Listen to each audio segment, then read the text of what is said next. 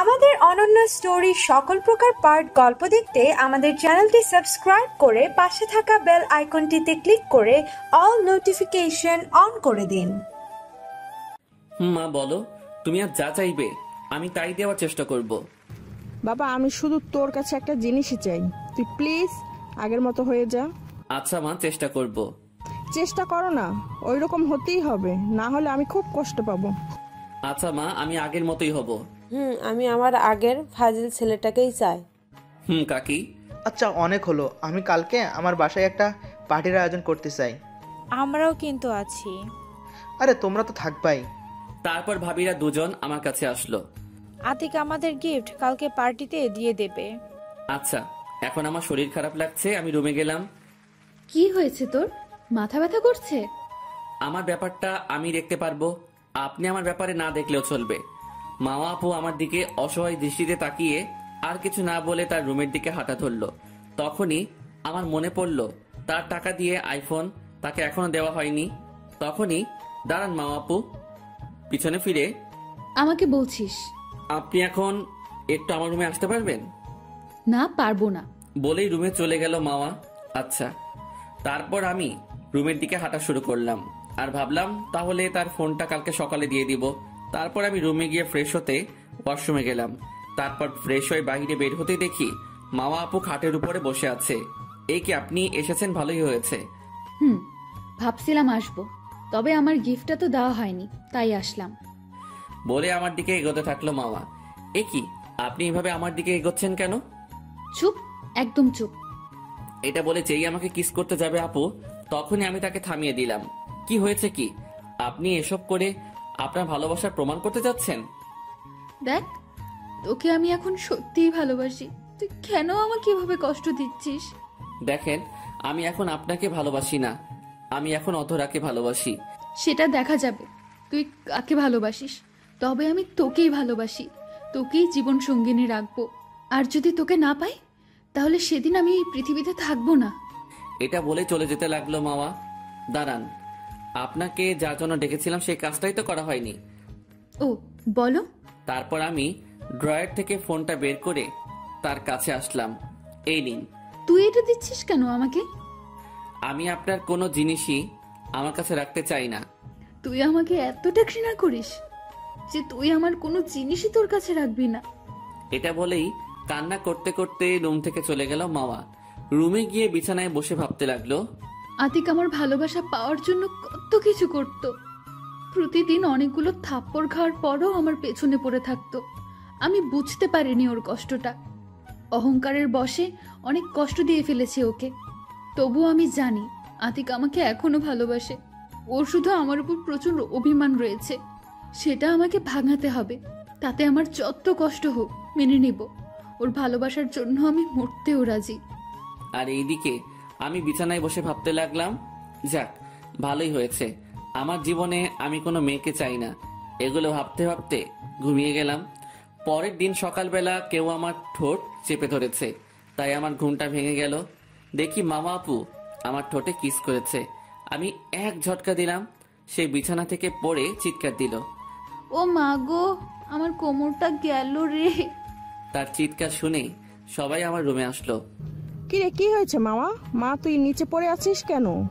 তোমার ছেলের বিছানায় একটু শুয়েছিলাম, কিন্তু তোমার ছেলে আমাকে বিছানা থেকে এক ঠেলা দিয়ে ফেলে দিয়েছে। ও মা গো, আমার কোমরটা গেল গো। আপনাকে আমি শুধু শুধু ফেলিনি, আপনি মিথ্যা বলছেন কেন? কি, আমি মিথ্যা বলছি? তাহলে কি করেছি আমি তাই বল। আপনি আমাকে, না থাক, কিছু করেননি। আতিক, তুই ওকে ব্যথা দিয়েছিস, সো ওর চিকিৎসা তুই করবি। মানে? তুই এখন ওকে কোলে করে বিছানায় উঠা। আমি পারবো না। কি, দাঁড়া, রিদি আমার একটা লাঠি আছে, যেটা ওকে ছোটবেলায় একবার মেরেছিলাম, সেটা আনতো মা। আনতে যাওয়ার আর দরকার নেই রিধি, আমি এনেছি। আপনারা সবাই আজকে আমার বিপক্ষে, আমারও দিন আসবে। তারপর আমি মামা আপুকে কোলে নিয়ে বিছানায় শোয়ালাম, কারণ ছোটবেলায় একদিন মা আমাকে এটা দিয়ে মেরেছিল, তাতে আমার জ্বর উঠে গিয়েছিল। বড় বৌমা, মলমটা এনেছো? মা, এই যে। ওটা তুমি আতিকের হাতে দাও। আতিক, এইটা নেই। এটা আমি কেন নেব? নিতে বলছেন নে, না হলে এটা দিয়ে তোর পিঠের চামড়া তুলে দেবো। ভাবি, ওর গায়ে যদি লাঠি দিয়ে কিছু করেন তাহলে খবর করে ছাড়বো, বলে দিলাম। কাকি দেখো না কিভাবে ভয় দেখাচ্ছে। বাবা, তুই ভয় পাস না, আমি আছি তো। ছোটু, তুই যদি আর একটা কথা বলিস তো তোকে এই লাঠি দিয়ে মারবো। মায়ের রাগ দেখে কাকিও চুপ হয়ে গেল। আমি মায়ের রাগী চেহারা দেখে কাঁপতে শুরু করে দিলাম ভয়ে। আতিক, মলমটা নিয়ে মাওয়া যে জায়গায় ব্যথা পেয়েছে সেখানে মালিশ করে দিবি। তাড়াতাড়ি, আর এখন সবাই এই রুম থেকে বের হও। মায়ের কথা শুনে ভাবি মলমটা হাতে দিল এবং সবাই বেরিয়ে গেল। এখন কোমরে মালিশ করে দে। আমি পারবো না। তাহলে আমি মাকে ডাক দিই। দিন, আপনার মাকে ডাক, কাকি আসলে তো ভালোই হয়। আরে বোকা, তোমার মা তো আমারও মা হবে বিয়ের পরে, তাই এখনই তোমার মা আমাকে মা বলে ডাকতে বলেছে। কি? এখন আমি মাকে ডাক দিব? এই না না প্লিজ। তাহলে মালিশ করে দে। আচ্ছা। তারপর অন্যদিকে ফিরে মাওয়া আপুর কোমরে মালিশ করে দিলাম। আমি মালিশ করে দেওয়াতে আপু অনেক খুশি। আপনি আমার রুমে এসেছিলেন কেন? এসেছিলাম তোকে ঘুম থেকে জাগাতে, কিন্তু তোমার ঘুমন্ত চেহারা দেখে আমি তোমার পাশে শুয়ে পড়লাম। তখন তোমার ঠোঁট দেখে আমার কালকের গিফটার কথা মনে পড়ে গেল, তাই সেটাই দিলাম। ও, আপনি শুধু এখন অসুস্থ তাই কিছু বললাম না, না হলে খবর ছিল। এই বলেই ওয়াশরুমে গেলাম। ওয়াশরুম থেকে বের হয়ে দেখি মাওয়া আপু রুমে নেই। মনে হয় আমার কথায় কষ্ট পেয়ে রুমে চলে গেছে। তাতে আমার কি, এর থেকে বেশি কষ্ট সে আমাকে দিয়েছে। তারপর আমি রেডি হয়ে নিচে আসলাম কলেজে যাওয়ার জন্য। তারপর টেবিলে বসলাম। মাওয়া আপু এসে পাশের চেয়ারে বসলো। আমি দেখেও না দেখার ভান করে রইলাম। তারপর মেজো ভাবি এসে আমাকে খাইয়ে দেওয়ার জন্য আসলো এবং মা ও কাকিও আসলো টেবিলে খাওয়ার জন্য। ভাবি, আপনার খাওয়ানোর দরকার নেই, আমি ওকে খাইয়ে দিতেছি। থাক, তার দরকার নেই। ভাবি, আপনি না পারলে আমি নিজে হাতে খেতে পারবো। চুপ, একবারে চুপ। তোকে মাওয়াই খাইয়ে দেবে, তুই যদি ওর হাতে না খাস তাইলে তোর খবর আছে। তারপর মামা আপু আমাকে খাইয়ে দিতে লাগলো আর নিজেও খাচ্ছে। আমি অনিচ্ছা থাকলেও খেয়ে নিলাম মায়ের জন্যে। তারপর আমি কলেজে যাওয়ার জন্য দরজার কাছে যেতেই, দাঁড়া, কই যাস? কলেজে যাচ্ছি মা। আজকের দিনও কলেজে যাচ্ছিস কেন? আমার বন্ধুদের ইনভাইট করার জন্য। এদিকে মামা আপু ভাবছে ও যদি একলা কলেজে যায় তাহলে অধরা ডাইনিটার সাথে প্রেম করতে পারে, তাই ওকে একা যেতে দেওয়া যাবে না। কাকি, আমিও কলেজে যাব ওর সাথে। আতিক, তাইলে মাওয়াকে সাথে নিয়ে যা। আমি পারবো না, তাকে একা যেতে বলো। তোকে যা বলছি তাই কর। তারপর বাধ্য হয়ে তাকে রেডি হতে বলে আমি অপেক্ষা করতে লাগলাম। 10 মিনিটের ভিতরে সে রেডি হয়ে আসলো, একটা আকাশি রঙের 3 পিস পরে। আমি একবার তাকিয়ে চোখ নামিয়ে নিলাম, কারণ তার সৌন্দর্যে মুগ্ধ হওয়ার ইচ্ছা আমার আর নেই। তারপর আমি সেখান থেকে বাইরে চলে আসলাম। আপুও চলে আসলো।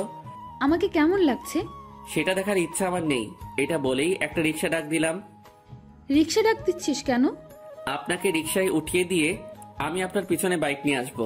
দেখ, এখন কিন্তু আমি কাকিকে ডাক দিব। কেন? আমি তোর সাথে বাইকে যাব। আমি নিতে পারবো না। তাহলে আমি তোর এই সিগারেট খাওয়ার পিকটা বাসায় দেখাই। আপনি কেন আমার পিছু পড়ে আছেন? তোর এসব কথা বাদ দে, এখন তাড়াতাড়ি বাইক স্টার্ট দে। তারপর বাধ্য হয়ে বাইক স্টার্ট দিলাম। আপু পিছনে উঠে বসলো। যেই বাইক চালানো শুরু করলাম তখনই আপু পিছন থেকে জড়িয়ে ধরলো। আমি সাথে সাথে ব্রেক করলাম। কি হয়েছে? আপনি এভাবে চেপে বসেছেন কেন? চুপ, একদম চুপ। আমার সাথে রাগ দেখাবি না। যেভাবে বসে আছিস সেভাবেই যাব, না হলে বাসায় তোর খবর আছে। আমি আর কিছু না বলে বাইক দ্রুত চালিয়ে কলেজে চলে গেলাম। কলেজে গিয়ে আপুকে নামিয়ে আমি বাইকটা পার্ক করলাম। এখন আপনি ক্লাসে যান। ওকে বলেই চলে গেল মামা। আমিও তারপর আমার বন্ধুদের দিকে হাঁটা ধরলাম।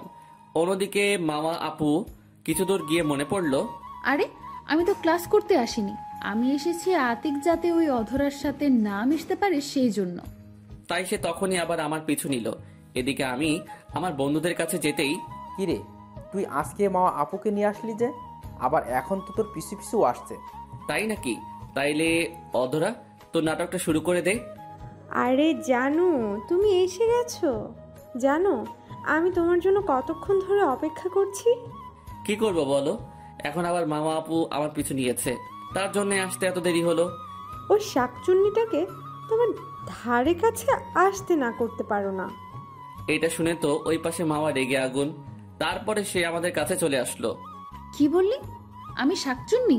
তোর এত বড় সাহস হলো কোথা থেকে?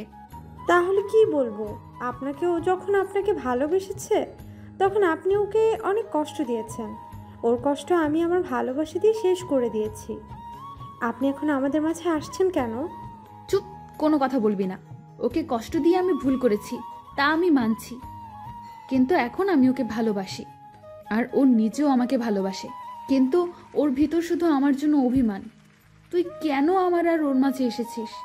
আমি শুধু দাঁড়িয়ে দাঁড়িয়ে তাদের কথা শুনতেছি। আমি না, আপনি আসছেন আমাদের মাঝে, তাই না জানু? বলে আমার হাতটা ধরলো অধরা। মামা আপু আমার হাত থেকে অধরার হাতটা ছাড়িয়েই ঠাস করে একটা থাপ্পড় দিল। বেহায়া মেয়ে, অন্যের জিনিসের উপর নজর দিচ্ছিস, অসভ্য মেয়ে কোথাকার। আমি ঠাস করে 2টা থাপ্পড় দিলাম মামা আপুকে।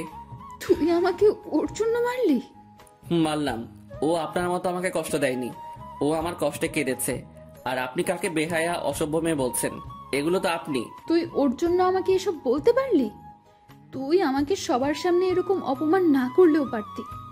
এটা বলে কাঁদতে কাঁদতে চলে গেল মামা। সরি রে, আমার জন্য তোকে থাপ্পড় খেতে হয়েছে। আরে এটা কিছু না, যদি কেউ তার ভালোবাসার মানুষকে অন্য একজনের সাথে এরকম তো করবেই। আমার মনে হয় আপু এখন তোকে সত্যিই ভালোবাসে। ভালোবাসলেও কিছু করার নেই। এখন আমি চাই না আমার লাইফে এরকম কেউ থাকুক। তা দেখা যাবে, একবার মিলে গেলে দেখবো বউয়ের আঁচল ছেড়ে আর বের হবি না। এটা শুনে সবাই হেসে দিল, আমিও হাসলাম, কিন্তু আমার মনের হাসিটা নেই। আমি চাই না তাকে কষ্ট দিতে। সে আমার কাছে না আসলেই তো হয়, সে থাকুক তার মতো অন্য কাউকে নিয়ে। আমি একা থাকলে ভালো থাকবো। ও দাঁড়া, আজকে যে জন্য কলেজে এসেছি তাই তো তোদের বলা হয়নি। তুই কি বলবি আমরা জানি, তোর দাওয়াত আমাদের লাগবে না। আনানি আমাদের দাওয়াত দিয়েছে। ও তাহলে তো ভালোই হলো, তোরা সময় মতো চলে আসিস। তারপর আমরা আড্ডা দিতে লাগলাম। অন্যদিকে মামা আপু কান্না করতে করতে কলেজের পিছনে চলে গেল। তাকে দেখে তার পিছনে তার বান্ধবী নীলিমাও গেল। এখন কান্না করে কি হবে? একবার চিন্তা করে দেখ তো, তুই যখন ওকে প্রতিদিন অপমান করতিস তখন ওর কেমন লাগতো? আচ্ছা, বাসায় যাবি না? ও যখন যাবে ওর সাথেই বাসায় যাব। চল। তারপর বাইকের কাছে গিয়ে বসে দুজনে আড্ডা দিতে লাগলো এবং আমাকে যেন দেখা যায় এমন ভাবে বসলো। এদিকে আমার আড্ডা দেওয়া শেষে, আচ্ছা এখনই উঠি, বাসায় যাব, তোরা কিন্তু বিকেলেই যাবি। আরে দাঁড়াও দাঁড়াও, তুমি কোথায় যাচ্ছ? কেন, এখন আবার কাজ কি? কাজ তো আছে। বলেই আমাকে ধরলো। তারপর সবাই মিলে আমাকে একটা গাছের সাথে বাঁধলো। আরে ভাই, আমাকে বাঁধলি কেন? তোকে বাঁধছি কেন তা পরে দেখবি। অধরার ডিম আর ময়দা কোথায়? ওই তো সিয়াম নিয়ে আসছে। ভাই এই ছিল তোদের মনে? আজকে আমার কলেজে না এসে তোদের ফোন দিয়ে দাওয়াত দিলে ভালো হতো। এই প্রথম ডিমটা কিন্তু আমি মারবো। ভাই একটু আস্তে মারিস। কেন, আমাকে কি আসতে মারছিলি? তারপর সবাই মিলে ডিম মারলো আমার গায়ে। লাস্টে সাকিব আর সিয়াম মিলে আমার গায়ে ময়দা ঢেলে কয়েকটা পিক তুললো। আর আমার বাঁধনটা একটু আলগা করেই সবাই পালালো। আমি আর কি করব, ছাড়া পেয়ে ওদের ধরতে না পেরে বাসায় যাবার জন্য বাইকের কাছে গেলাম। বাইকের কাছে গিয়ে দেখি মামা আপু বাইকের উপর বসা। আপনি এখন আমার সাথে যাবেন কি করে? আমি একটা রিক্সা ঠিক করে দিচ্ছি। না, তার দরকার নেই, আমি এভাবেই তোর সাথে যেতে পারবো। আচ্ছা, আপনি দূরে বসে থাকবেন, আমি আসতে চালাবো। তারপর আমি বাইক স্টার্ট দিলাম, সেও উঠে বসলো আর আমাকে জড়িয়ে ধরলো।